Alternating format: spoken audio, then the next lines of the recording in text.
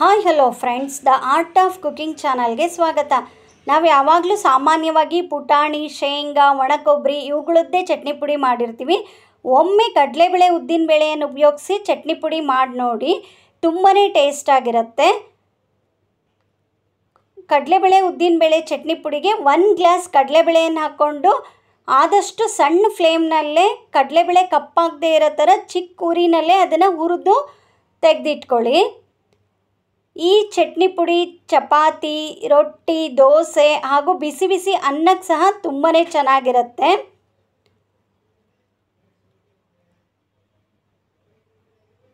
ಯಾರಿಗೆಲ್ಲ ಚಟ್ನಿ ಪುಡಿ ಇಷ್ಟ ಆಗುತ್ತೆ ಅಂತ ಕಮೆಂಟ್ ಮಾಡಿ.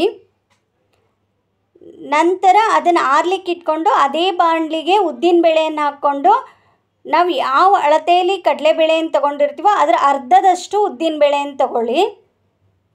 ಉದ್ದಿನಬೇಳೆ ಸಹ ಕಪ್ಪಾಗದೇ ಇರೋ ಥರ ಚಿಕ್ಕ ಉರಿನಲ್ಲೇ ಹುರ್ಕೊಳ್ಳಿ.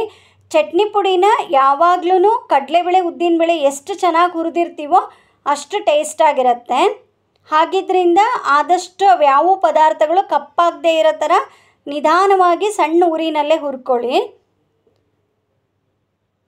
ನಂತರ ಅದೇ ಬಾಣಲಿಗೆ ಕಡಲೆಬೇಳೆಯ 2 ಭಾಗದಷ್ಟು ಒಣಕೊಬ್ಬರಿಯನ್ನು ತಗೊಳ್ಳಿ. ಒಣಕೊಬ್ಬರಿನ ಹೆಚ್ಚು ಹುರ್ಕೊಳ್ಳೋ ಅಗತ್ಯ ಇಲ್ಲ, ಸ್ವಲ್ಪ ಬಿಸಿ ಆದರೆ ಸಾಕಾಗತ್ತೆ. ಇವೆಲ್ಲ ಪದಾರ್ಥಗಳನ್ನು ಹುರಿದು ಒಂದು ತಟ್ಟೆಗೆ ಹಾಕಿ ಆರಕ್ಕೆ ಇಟ್ಕೊಂಡು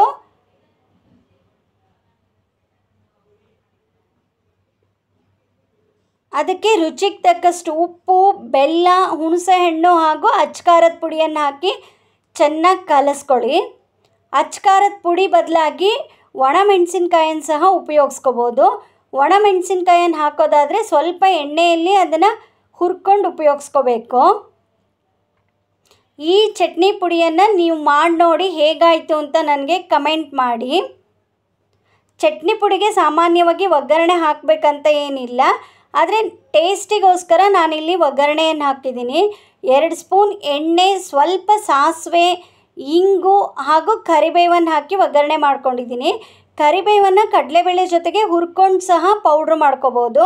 ಆದರೆ ಒಗ್ಗರಣೆಯಲ್ಲಿ ಹಾಕೋದ್ರಿಂದ ಕರಿಬೇವು ಕ್ರಿಸ್ಪಿಯಾಗಿ ಟೇಸ್ಟ್ ತುಂಬಾ ಚೆನ್ನಾಗಿರುತ್ತೆ. ನೀವು ಸಹ ಈ ಚಟ್ನಿ ಪುಡಿಯನ್ನು ಮಾಡಿ ಹೇಗಾಯಿತು ಅಂತ ನನಗೆ ಕಮೆಂಟ್ ಮಾಡಿ. ಇನ್ನೂ ಹೆಚ್ಚಿನ ವಿಡಿಯೋಗಳಿಗಾಗಿ ನನ್ನ ಚಾನಲ್ಗೆ ಸಬ್ಸ್ಕ್ರೈಬ್ ಆಗಿ. ಆರಿರುವ ಚಟ್ನಿ ಪುಡಿಯನ್ನು ಒಂದು ಮಿಕ್ಸಿ ಜಾರಿಗೆ ಹಾಕಿ ತರಿಯಾಗಿ ಪೌಡ್ರ್ ಮಾಡ್ಕೊಳ್ಳಿ.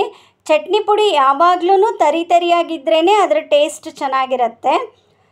ಮಾಡಿಟ್ಕೊಂಡಿರುವ ಪುಡಿಯನ್ನು ಒಗ್ಗರಣೆಯೊಂದಿಗೆ ಹಾಕಿ ಚೆನ್ನಾಗಿ ಕೈಯಾಡಿದರೆ ರುಚಿಯಾದ ಚಟ್ನಿ ಪುಡಿ ರೆಡಿ. ಈ ವಿಡಿಯೋ ಇಷ್ಟವಾಗಿದ್ದಲ್ಲಿ ಲೈಕ್, ಶೇರ್ ಮತ್ತು ಕಮೆಂಟನ್ನು ಮಾಡಿ. Thank you.